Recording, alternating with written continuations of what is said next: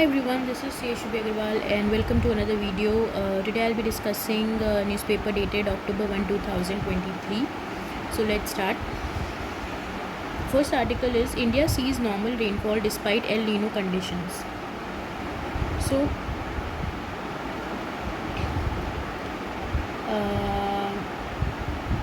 India received normal rainfall during the 4-month-long monsoon season despite El Nino conditions, the India Meteorological Department said on Saturday. The country received 820 mm of rainfall against the long period average of 68.6 mm or 94.4% of LPA, the agency said in the final summer rainfall season briefing. Economists said while Kharif sowing has been more than the last year, the lesser acreage for pulses and oilseeds because of deficient August rain could cause inflationary pressure.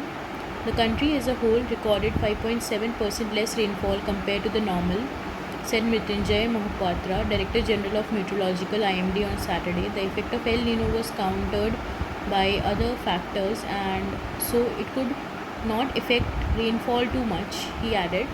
The IMD had forecasted 96% rainfall with a model error of plus or minus 4% at the start of the monsoon season. High rainfall in September made up some of the high deficit in August, with 73% of subdivisional areas recording normal rainfall and 18% recording deficient rainfall. Economists said the high deficit in the August will dent agriculture. Rains in September may not be adequate to offset the dry spell in August. Yields may be impacted as a result. The year-on-year lag in the sowing of crops like pulses and oilseeds is a concern for the food inflation outlook, said Aditya Nair, chief economist. The southwest monsoon seasonal rainfall over the monsoon core zone, which consists of most of the rain-fed agricultural regions in the country, received 101% LPA and thus was normal rainfall in June and August was deficient. Was normal and rainfall in June and August was deficient. Seasonal rainfalls over northwest India, central India, southern peninsula, northeast India were 101%, 100%, 92% and 82% of the respective long period average. While overall Kharif sowing was higher by 236,000 hectares compared to the last year, the area under pulses is down by significant 541,000 hectares. The area under oilseeds was lowered by 316,000 hectares according to the government data. The southwest monsoon brings about 70% of India's annual rain. So this is how rainfall is affecting entire thing. Next is Baiju puts up a 2-week notice for FY 2022 results. So Baiju said on Saturday that it would in the second week of October present the audited fiscal 2022 results to the board, advisory council as well as investor. Peak 15 partners and protests that have recently withdrawn their representatives from the EdTech firm board. The company results would be presented to other key investors as well. The announcement came after Baiju auditor, BDO and the company management held a meeting on Saturday. Think and Learn Private Limited, Baiju's parent company, issued a notice to shareholders informing them of the plan. Baiju is at least 12 months behind the statutory due date to file financial 22 financial results with the registrar of the companies. The delay has been a key concern for the investors and lenders who have given a $1.2 billion term loan to the Bangalore-based company. After the exit of the Peak 14 process and other investor, Chan Zuckerberg Initiative from the EdTech company board, Chief Executive Baiju Ravindran and Chief Financial Officer Ajay Goel promised shareholders on June 24 that the audited results for the financial year 22 would be shared by the end of September and those for 23 would be ready by December this year. Think and Learn Private Limited today has issued a notice for convening a board meeting in the second week of October 23 For approval and adoption of the accounts for FY22, the board directors, along with the advisory council and certain invitees, will meet to formally adopt the audited accounts, Baidu said in the news release. So this was all.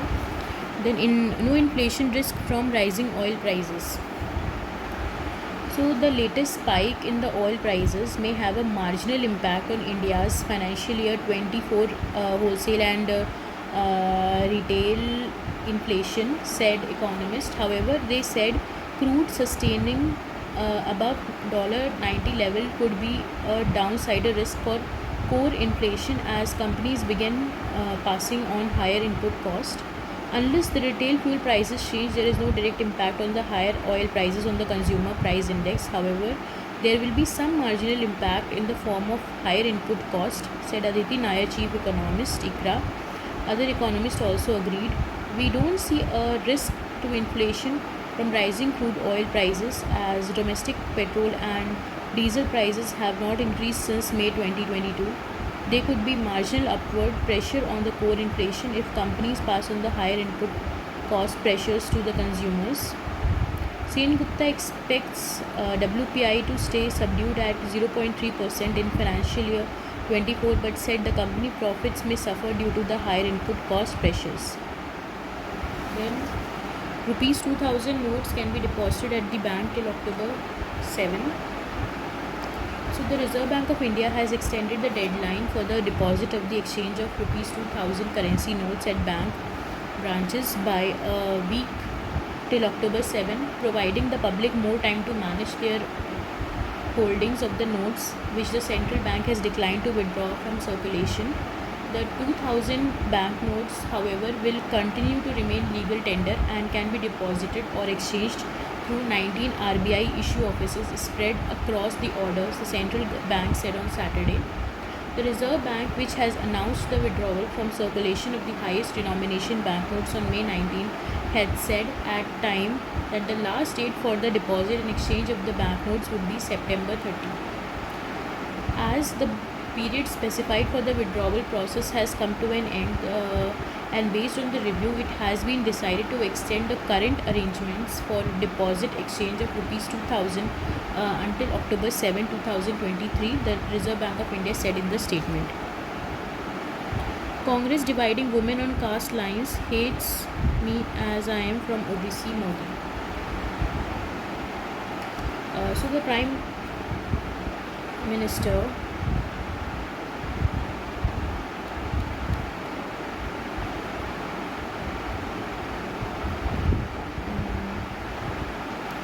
Prime Minister Narendra Modi on Saturday accused the Congress of seeking to divide women in the name of caste and by spreading the lies as he launched a fierce counter-attack on the party over its demand of OBC sub-quota in the women's reservation in legislatures. Addressing a large crowd to mark the end of the BJP's Parivartan Yatra in Congress ruled Chhattisgarh, he invoked his own OBC background to assert that the country's main opposition hates him and has not stopped abusing the backward Dalits and tribals despite its leader being sentenced by court and apparent reference to Rahul Gandhi. Gandhi was convicted by Gujarat court for his Modi surname remarks. The Supreme Court has stayed the conviction. As a member from the backward community became Prime Minister, that is why Congress disliked him so much that it believes that the chair was reserved for it, Modi alleged. The Congress does not shy from abusing the entire backward community in the name of Modi, he said. Prime Minister also made it all but clear that the BJP will not be protecting my chief ministerial candidate in the state, telling party workers that it has only one leader and one candidate, which is Lotus. We have to win over the hearts of every voter at booths, he said, as certain the people have decided to get rid of the Congress government admired corruption and scams in every scheme. Turning on the women's reservation law and the opposition demand for OBC quota within it, he asked the women to stay united and continue blessing him amid attempts to spread lies and divide them in the name of caste. Canada's situation should not be regarded as normal, said Jaishankar. So the ongoing situation in Canada should not be regarded as normal. External Affairs Minister S. Jaishankar has said, citing violence in front of the Indian ministers and intimidation of Indian diplomats there. Addressing a press meet in Washington, the minister also said, India does not require lessons from others on the concept of freedom of speech. Our point is that today there is a climate of violence, an atmosphere of intimidation. Just think about it. We have had smoke bombs thrown at the mission.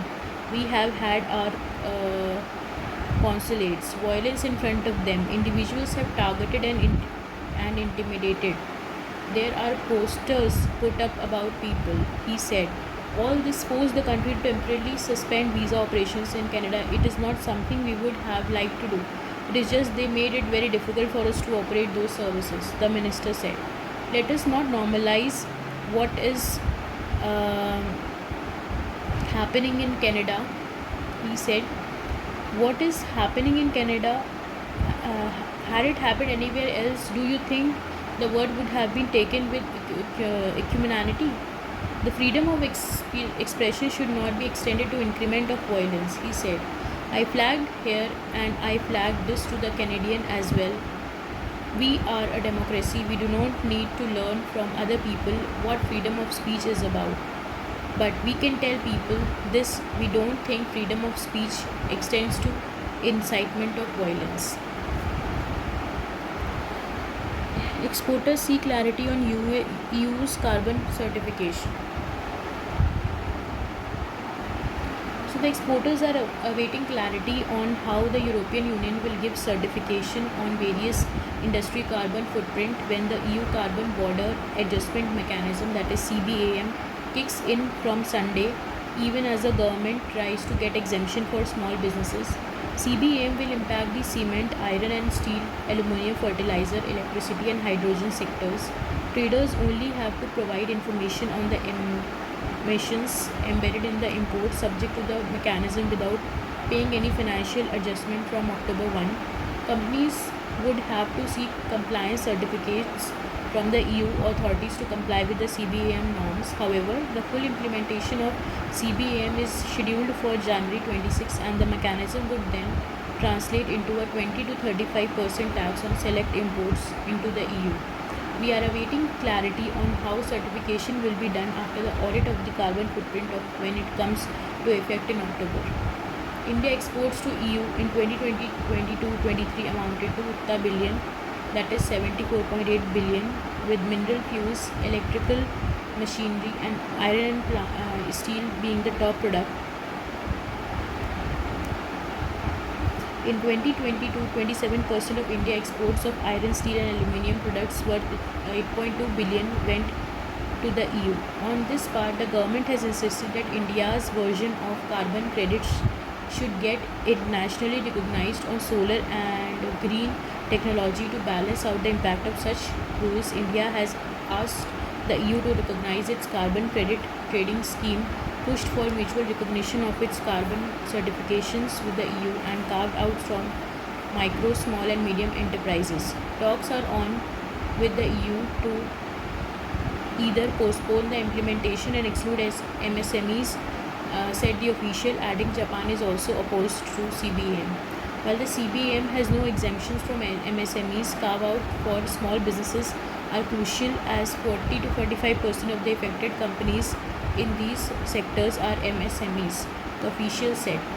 They had exemptions in the EU's earlier emission trading system. So this was all for today. Thank you so much for watching. I hope it was of some help. I'll come up with the next video on tomorrow. Thank you so much for watching.